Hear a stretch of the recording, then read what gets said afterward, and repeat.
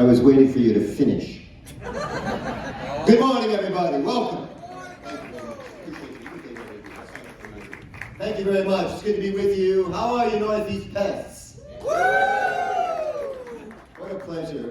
And I was greeted so warmly yesterday. There are such nice people in this part of the Rotary world. I'm always pleased when I visit different parts of the Rotary world, but this was a remarkable greeting yesterday. And it was highlighted by a couple of things I wanted to share with you. Did you see Nellie, the service dog, in the lobby? Yes.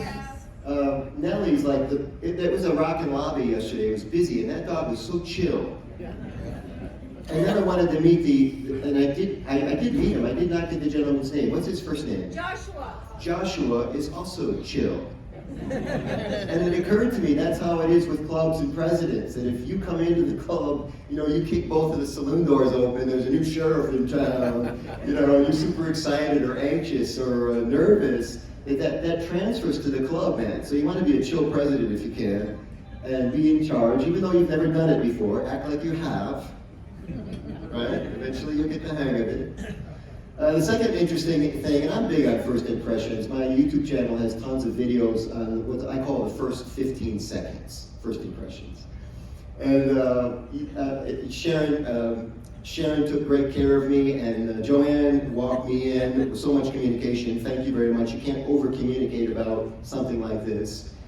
And I got to my room, and there's a little gift in the room. And it's very beautifully wrapped. It's so beautifully wrapped, I can't tell what's in it. I have to open it to see what's in it. It's got cellophane, and it's got this ribbon on it. And I started to undo the ribbon. I'm excited. I'm kind of, tearing at it. It's not coming undone. And it's kind of, then I realized it's covered with glitter. It's covered with glitter, and it's not that cheap glitter that you can just brush off. It's good glitter, man. It's like premium glitter. It's glitzy glitter. And then I didn't realize what was happening at first. So it's on my clothes. It's on the chair of the room, and I touched my face apparently. And then I went to do my first session, and people were so interested to meet me. Nobody said anything, but they all looked at it, And it's like I was extra captivated because they were waiting for the light just to catch me right, I guess. And nobody told me that I had glitter on my face. Thank you. And then I went and FaceTimed my wife in Michigan, who said, "Where are you?" And I said, "I'm at a Rotary conference. And my room looks like a stripper convention." Same thing. First impressions. I wanted to also talk a bit about you today. In fact, I want to talk mostly about you today. I want to congratulate you. This is absolutely the best time to be a president of a club. And the reason is that technology is there waiting for you. Rotary International has never been sharper. We've gone through some years, in 100 years, where the website wasn't the best. And the website is amazing now. The video assets that this organization has, and you're creating some of your own, well done. This is your time. This is the best time. And in particular, of your Rotary leadership arc, this little 18-month period here, and the lead up and then the conclusion of being a governor. This particular time, today, is the best time to be a governor because you haven't had a chance to do anything wrong yet. Isn't that great? So we're happy for you in that regard. I wanted to remind you that this is a great opportunity at these big events to practice what's called the reach out, because everything in life happens with the reach out. And these days, I think people are reaching out less. I'm not exactly sure why. We all have theories on this. Some would blame cell phones, some would blame COVID, some would blame just a general shift in society. We trust people less for various reasons. But it's that reach out that starts everything. And I encourage you in the buffet lines to tap the person in line in front of you, tap their shoulder, and introduce yourself. It'll be creepy at first. It won't be natural because you don't normally do this. But once you start doing it, it becomes natural. Hi, my name's Michael. I just wanted to say hi. I'm trying to meet as many people as I can. And they'll catch on right away. At first, why are you touching me? And then they'll get there. And if you say it in a loud enough voice, the person behind you knows they're next. And then before you know it, you're getting two people in front and behind you, and that's how you work a room, ladies and gentlemen. And you need to do this in your club meetings too. Most presidents, when they start a meeting, they're fiddling with their PPT, PowerPoint, or they've got other things on their mind. They're getting their notes in order. They're not even meeting the people that came to the club. And you've got what's called the power of the podium this year. Everybody wants to meet the president of the club. But you don't think so because you're busy. And never forget that. Everybody wants to be greeted by the president of the club, and the speaker wants a connection to the president of the club. We know you had a program chair bring the speaker in and is looking after the speaker, but the speaker wants to meet the president. It's a busy job. And it all starts with the reach out. I have become so enamored with the reach out, I do it everywhere. I recently ran a 5K back in Michigan, and this was in January. Do we have any runners in the room? Anybody run or exercise at all?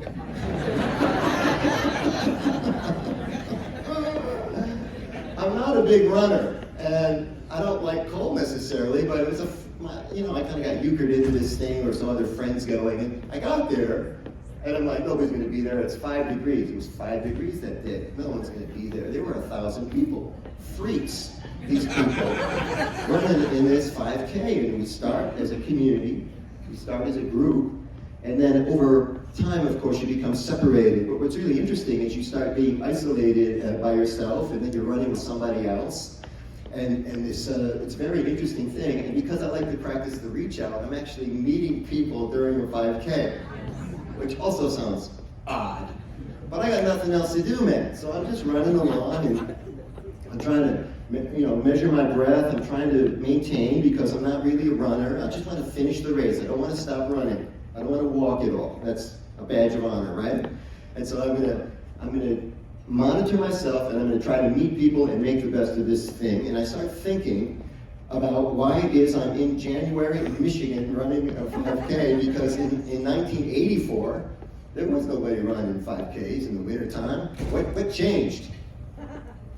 Maybe we got better clothes. I know extreme sports had entered onto the radar, And so, race gets going a bit, and I start to notice some things. This race, this 5K, is sponsored by the local Leader Dog Association. So there's lots of dogs running in the 5K, which surprises me because everybody knows dogs don't understand the metric system. They're running. And what's super interesting too is people they're watching their clock because they've got a time, but if the dog has to stop, that's going to affect their time. And there's a lot of people running with plastic bags, full plastic bags. And I thought to myself, here we are, the best educated society in the history of civilization. We're still carrying around poop. We love our dogs. Another interesting thing happened. You see people with all different kinds of form. You see the professional runners, and you see the people maybe just getting started. And you also see seniors, good for them. They're out there walking 5K. I just love this. I'm drawn to people who like a challenge. I'm drawn to people who like to overcome bad news. There was a gentleman running up ahead of me, and he was, I am not exaggerating, talk about form.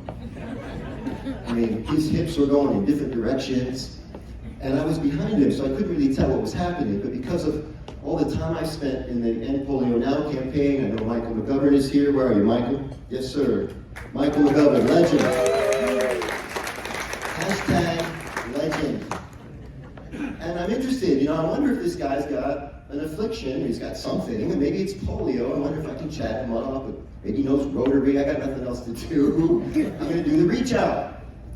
So I sidle up next to him, and we're running, and I just kind of look over, and I don't want to make a thing of this. He's running like this, and I said to him, how you doing? And he says, great. And he puts this big smile on his face, great. And all I can think about is how much pain he must be in, because this is such an unnatural thing. But he's got such a pleasant disposition. I'm taken by this. And I want to know more. I want to know if he has polio. And I said, do you run 5Ks very often? I can't just ask him, I got to get there, right? You run 5Ks very often? He says, oh yeah, I run a lot of them. I said, because it's just curious, and how's today going for you? And he said, well, not so good, he says. I sprained my ankle last week. His ankle. And he's still not telling me what's going on. And I said, I never did find out what was going on. I eventually just kind of said, well, enjoy the the race, and we'll see you later. But I never did see him. But that's how reach outs go, isn't it? You reach out, maybe something happens, maybe it doesn't, and my feelings weren't hurt, his feelings weren't hurt. You made a new friend briefly, right? Up ahead, a lady wearing a sweatshirt. You ever see somebody wearing a t-shirt and you gotta read it? You just know it says something cool and you gotta find out what it is. Too far away at first. So I'm gonna gain on her. And I still can't read it. And now this is embarrassing. And I'm hyper-focused on just reading the sweatshirt, so I'm running even faster, right? And I get close enough, now I have another problem. She's going up and down, I'm going up and down, I still can't read it. I get so close I can touch her shoulder, and I can finally read this back of the sweatshirt, and it says, it says, "Dear person behind me, the world is a better place because you're in it. Love the person in front of you." And that made me mad. So I passed her. "Love your sweatshirt." Later, she passed me. And what's fun is this type of thing is reach outs can happen in much more significant ways. The next one I'm going to tell you is a showstopper. I got married in July. Thank you, it was nothing. It was easier than the 5K. The reason I'm telling you this is because I had been a bachelor for 4 years. It's the first time I've been married. 4 decades, 4 decades. I met Renee, her name was Clophitis at the time, Bruce knows her, Chris knows her. I met her online on a reach out on Facebook. Pretty cool. I mean, you think nothing's going to happen when you friend somebody on Facebook. I ended up getting married. Pretty cool. Renee changed her name. It was Clophitis, a nice Greek name, and she changed it to Caruso, and we've joked ever since then, because Clophitis will give people a lot of trouble. It's Pothethes, and people could never spell it. She speaks and she writes as well, and people would always say to her, Pothethes, I got tired of spelling Clophitis, and I joked with her that I would have married her a lot sooner if I knew I would never have to spell Clophitis again. She's a wonderful woman. She says hi, by the way. She wished she could be here. She had other obligations this weekend. So the reach out can be touch and go, and the reach out can be very substantial. But the reach out has to happen, and you're in a perfect position to do more reach outs for your club and for your own brand, your own personal brand, right away. It's occurred to me that being married is a lot like being club president. It can take a few months to get used to it.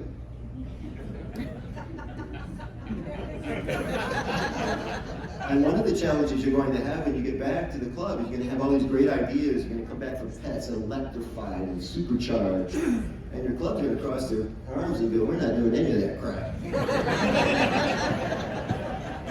So there's a bit of persuasion at play here too, as it's not just leadership. You're going to have to convince them to get off the mark of something that they had been doing so that they could maybe try some of your new ideas. And we're going to talk about how you can get that to happen. One of the things I think is helpful is an old term I learned from the psychology trade. It's called, psychologists call it the naked look in the mirror. I mean, imagine you would get up in the morning, any morning, and take off all your clothes, and you would stand in the mirror like this and just take it in. I imagine it would not be a comfortable experience for a lot of people. Where do your eyes go first? I don't need to know the answer. It's a rhetorical question. But they don't go to the stuff you're proud of. They go to the things that you're not proud of. They go to the things, they're still you. But it's a new development, or gravity, or whatever, And the problem with it is that you focus on the things that are wrong with you instead of the focus on the things that are right with you. You're a terrific person. And you have a lot to offer. And that's why your club is allowing you to be president of the club. It may feel like you got euchred into it. It may feel like you were leveraged. It may feel like you were the only candidate. But your club believes in you.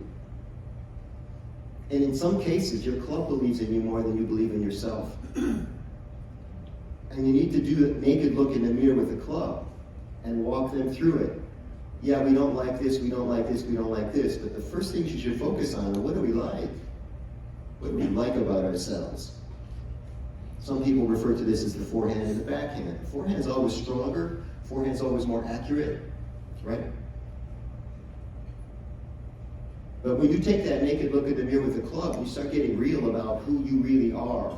Think about clubs that say, you know, we're great salespeople, and you can't sell 100 tickets to anything. Or we say we're great fundraisers, and your club's not E-ready yet. Every Rotarian every year. Or we're really dedicated to Rotary principles, but you're not making the grade when it comes to the End Polio Now campaign. You got to look at what the reality is. Now the good news about that is, depressing as it may be, is now you can measure where you want to go and you can put a plan in place to get there. But if you're under some artificial illusion about who the club really is, it's not going to be a very productive year for you. So I want to offer some strategies for moving forward and fixing this. Let's talk about 5 M's. Some of you are writing, you can keystroke this in your phone, whatever. The first thing that you're going to need next year, it's really important, is a mission.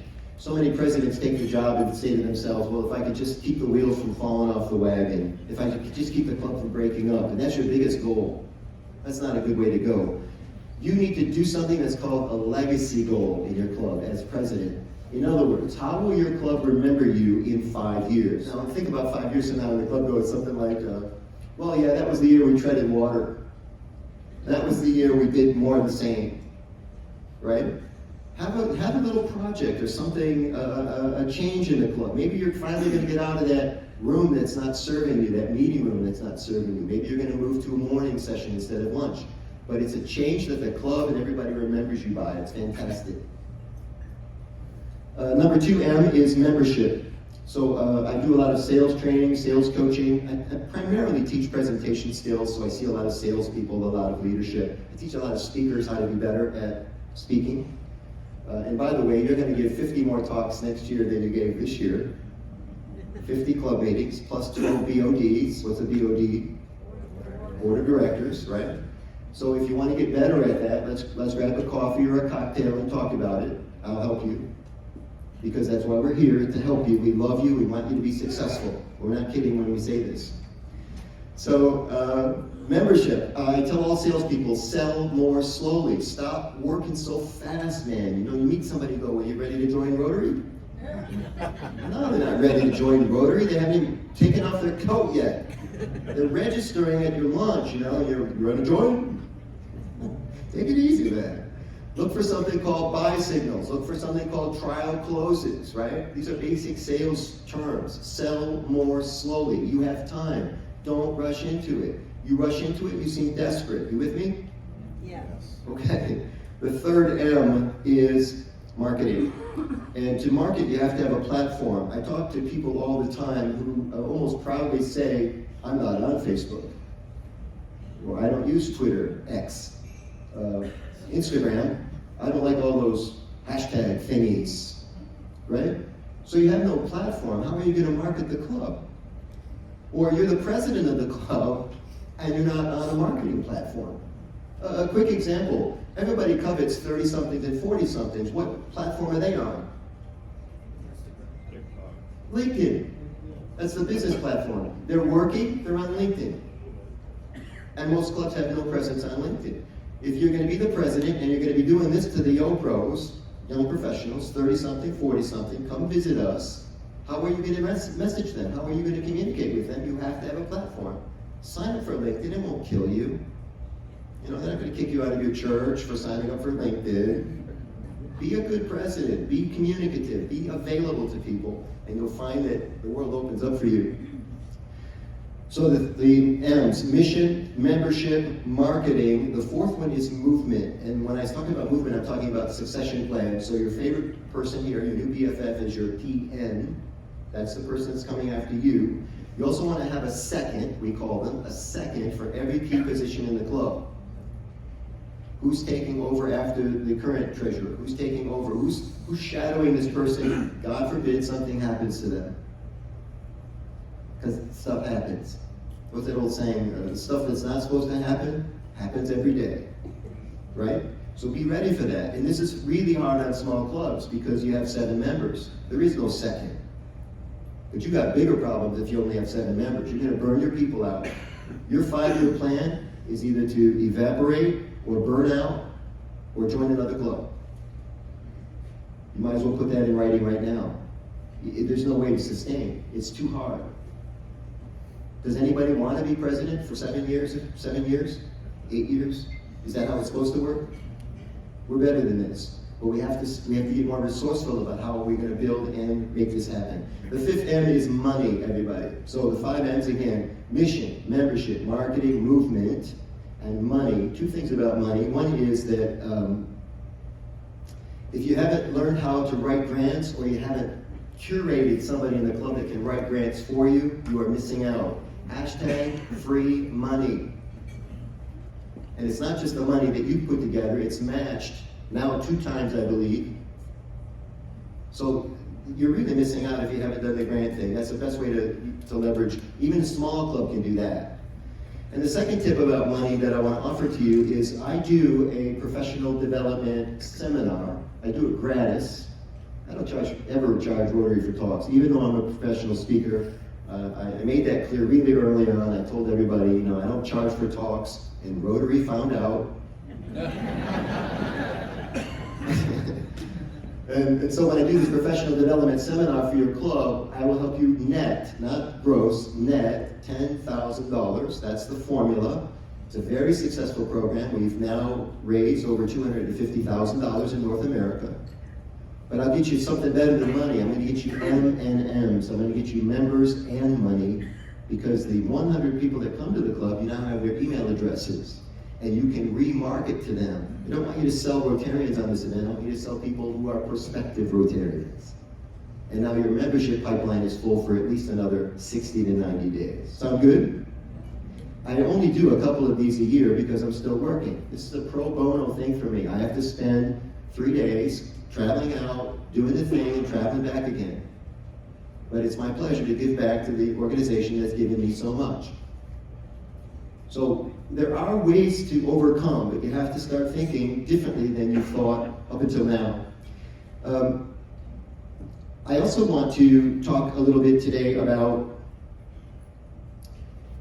mindset and attitude. A lot of you feel that you have inherited issues with your club. Raise your hand if you've inherited something from your club that's a little pesky. Yeah. Sometimes it's a president who is a little bit lackluster. Sometimes it's 2 presidents in a row that was lackluster. Very difficult to overcome this lack of momentum. Some people blaming the economy, inflation a few weeks ago. Inflation's better now, much better. Some people saying the political election year is throwing everything into tumult, maybe. A lot of people still blaming COVID. COVID's been over for 2 years.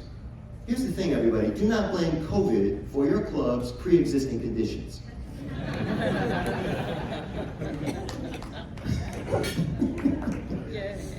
You wanted to clap, didn't you?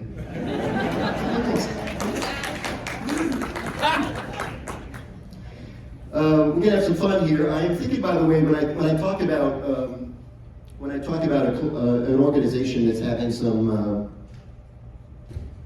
issues, membership, I think about an organization that's over 100 years old, an organization that has a bunch of rules that are almost sacrosanct. We don't change those rules. And an organization whose popularity has declined through the years, participation declined. Of course, I'm talking about Major League Baseball. I know Mr. Singleton's going to be here to speak. Is it lunch or dinner? Lunch. Maybe he's in the room. Are you here, Mr. Singleton? He's getting ready. He's in the on deck circle. He's a baseball player.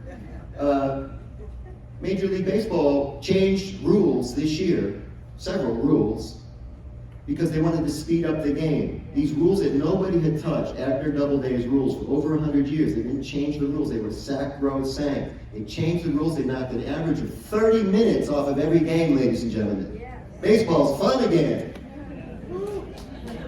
By the way, a lot of people some people say, not so much, not that much fun. A lot of people complained about the changes. You know, the vendors complained, we're not going to sell as many hot dogs because they're in the stadium at 30 minutes less, right? The parking lot attendants that charge by the hour said people are going to be leaving sooner, we're not going to make as much money. And the purists always complain when you change the rules. The traditionalists, the old guard, are you with me?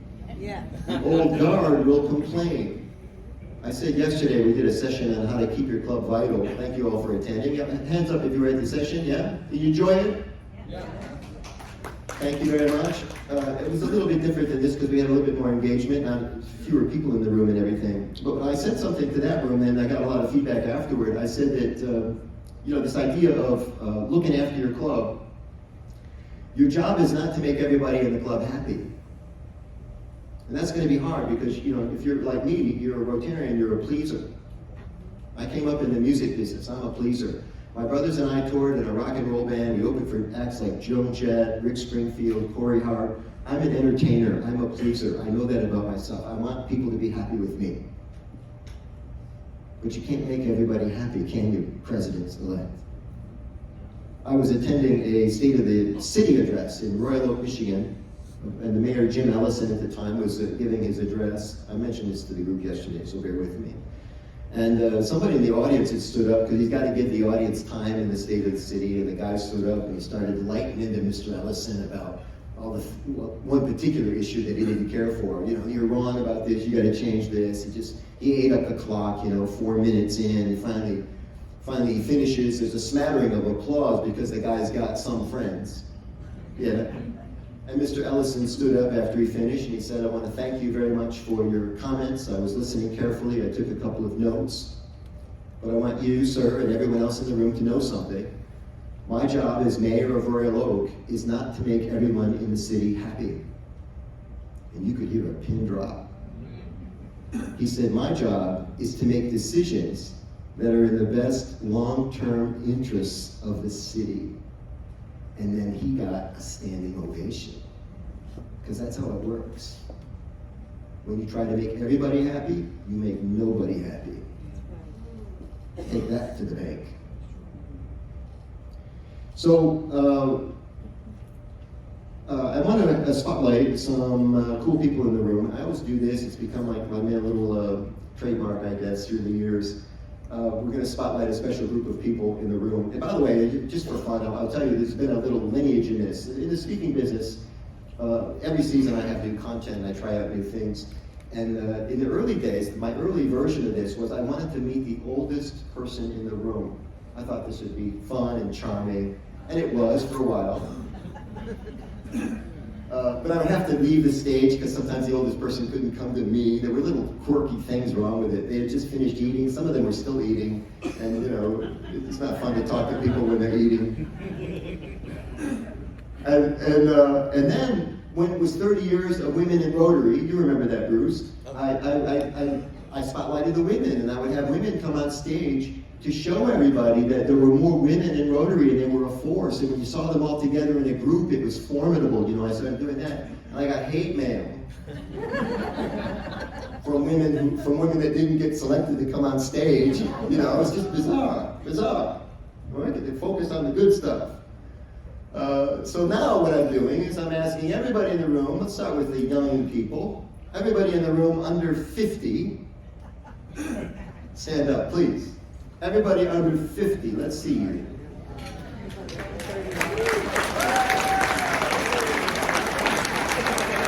Stay standing, thank you, stay standing.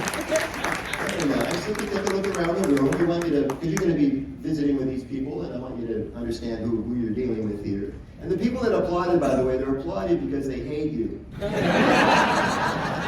can't get up. They wish they were 50, yeah. If you're under 40, remain standing. Under 40. That's interesting. Yeah. If you're under 35, remain standing. Under 35.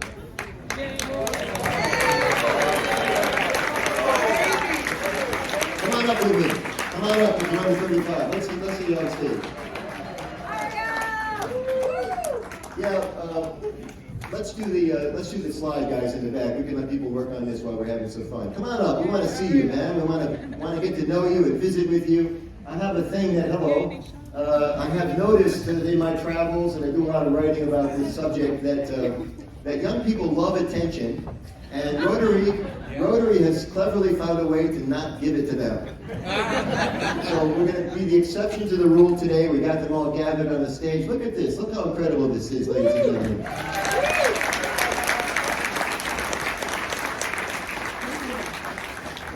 This is what tight skin looks like. You remember, you used to have it.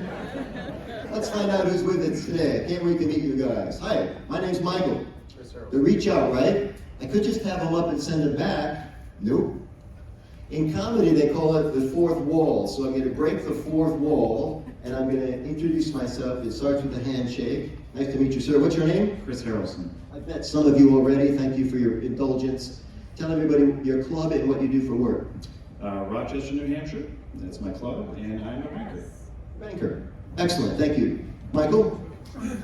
Sean Goudreau, Sean, nice to meet you. Where are you from? Beverly, Massachusetts, and I'm a mortgage originator.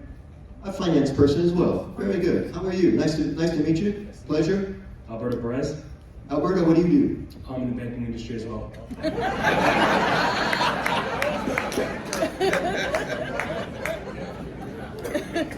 I'm sensing a pattern. Hi. Is it Ellison? It is. And where are you from? East Long Meadow, Massachusetts.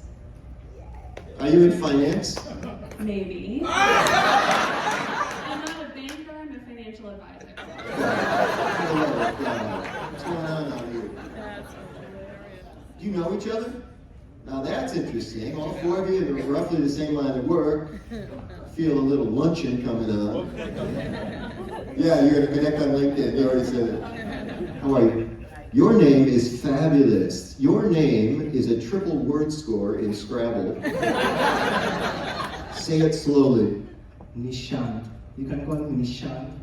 Yeah, but what's the full name? Nishant Kumar Patel. I'm going to call you Nishan. What do you do for work? I'm a master's student at Northeastern University. Master's students at Northeastern University, Boston. Very good. Are you good at it? Yeah, very good at it. Do you like attention? Do I? Not entirely. Do you like attention? It's not a bad thing. You like it, the right kind of attention? Depends on the type. Brunette, blonde, what? No preference. You didn't think it was going there, did you? Where did I leave off? How are you, Michael? Oscar. Yeah, we met you were in my program yesterday. Thank you for helping me out. What do you do for work, sir? Insurance agent. Very good. And you like it? I do. How did you get into that? I was kind of like scouted for a couple times. I was started out as a financial advisor.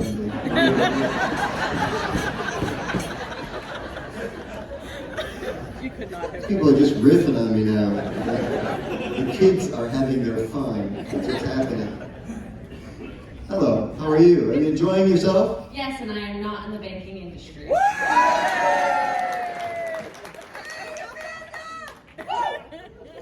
You've got friends here. Yes, I do. What do you do? I am a town clerk. Like you're kind of like a public servant. Yes, and I got that way because of Rotary, so Are you going to be president of your club? yes. Excellent. Congratulations. I'm going to switch this way. Hi, Michael. Tori. Hi, Tori. What do you do? Where are you from? I'm an attorney and I'm from Waterbury, Vermont. Excellent. What kind of law do you practice? Insurance defense primarily. I'm so tired of this. Alicia, nice to meet you.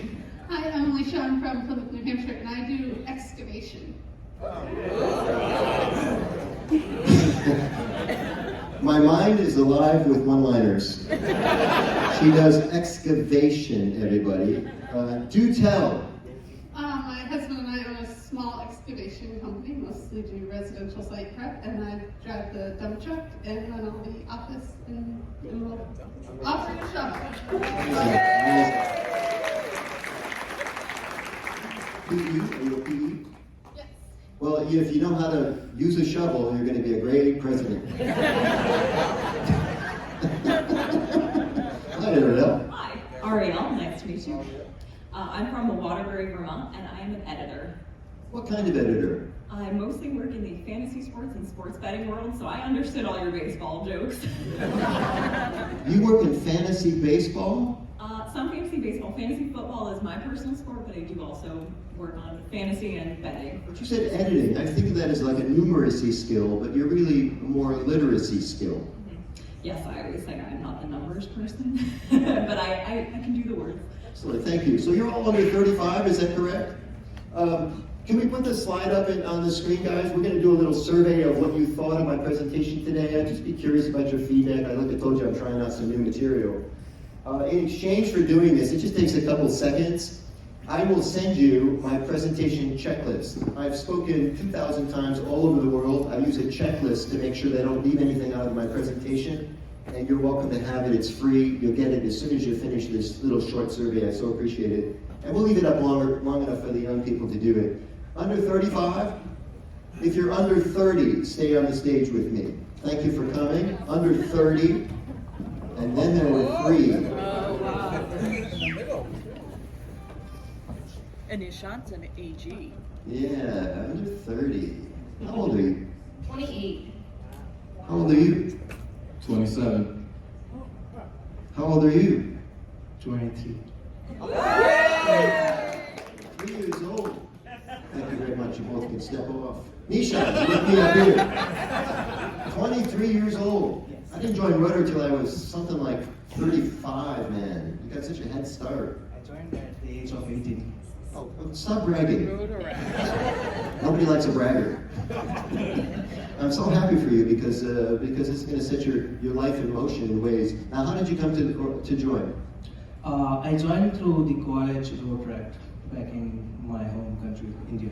Yeah. That's it. Amazing. Would you like? Are you going to be president? Assistant governor. An AG. AG. Oh, AG. You've already been president. Yes. Wow. So, would you like some speaking tips and presentation tips? You seem very composed. You seem like you've got yourself together, but I'm going to help you with a couple of communication skills. And while we do this, we'll help everybody else. Deal? Yeah. Let's face the audience. Step up here with me. You've settled into what's called, put your hands back where they were. In your pockets, yeah. This is called stasis. This is where you're comfortable, right? It happens to be where you settled. And of course, women don't do this because women don't have pockets, but men put their hands in their pockets. And what happens is it sends a certain signal. Sometimes people think you're insecure. Are you insecure? Okay. Well, then just put one hand in your pocket. Even better, send a signal you're very secure. You're not self-conscious at all. Both hands come out. Let's try a couple of things. This is called modeling, okay? So modeling is if you're communicating with somebody, you would adopt their mannerisms. They would think that you're like them, and that by proxy you like them, and it speeds up the relationship, you see? So if I'm talking with you and I adopt something called, say, the thinker pose, which is like this, and I'm talking to you, and I have the thinker pose, and I'm talking to you, and I'm doing the thinker pose, and you're going to model me, what would you do? Yeah. Oh, go ahead, put your hand. There it is. Now, sometimes people think, well, that's the stupidest thing I've ever heard. That would never work. And it works like a charm. Don't be transparent about it. Don't be so obvious, you know. Now, I've been reverse modeling. Go ahead, leave your arms where they are. And reverse modeling, I'm talking, leave them right, that's good. Crossed is fine. And I'm gonna maybe cross my arms, you see, and now I'm standing like you are. We're also in a little 3/4 bias, right? If you turn to face me directly like you were making a point, go ahead. I would probably turn to face you directly, you see. And if you nodded your head yes just now, I would mirror you and nod my head yes. These are classic communication, it's a setup. Yeah, you're a very sharp young man. I'm very impressed with you. Oh, don't. Round of applause for Nishan. He's the youngest Rotarian in the world, 23 years old.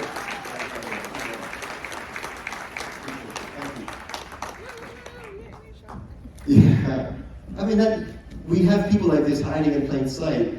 Maybe you wouldn't have met him this weekend, but now you know him very well. And please greet him in the hallway. Give him the love, because he's going to have his friends join soon, right? And then you're going to be introduced to them, and everybody's going to win.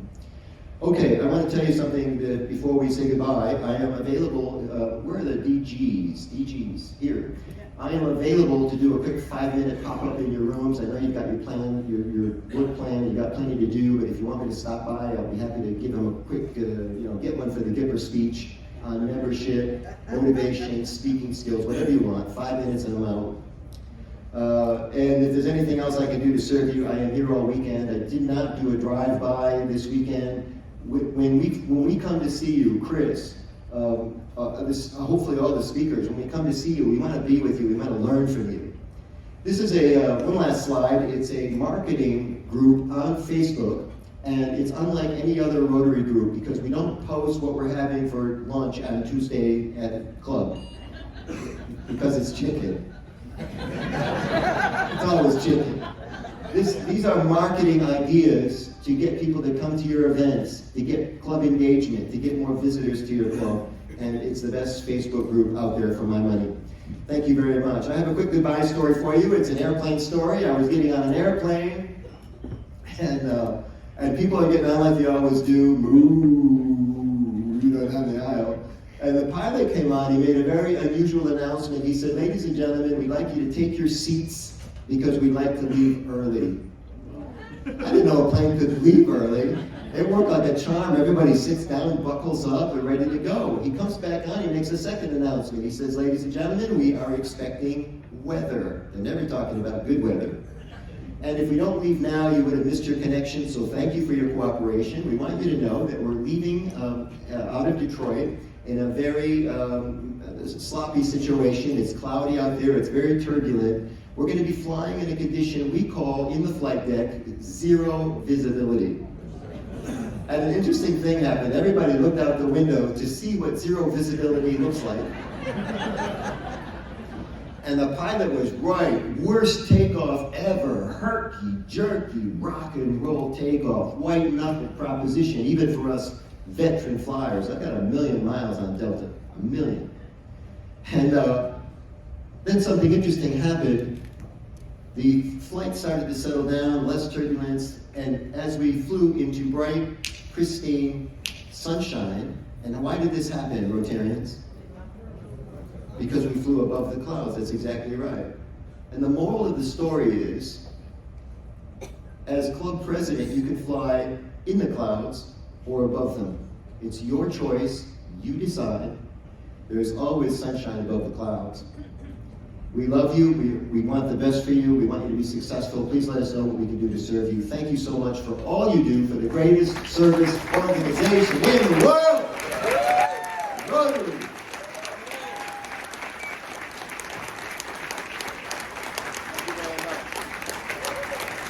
Thank you. My pleasure.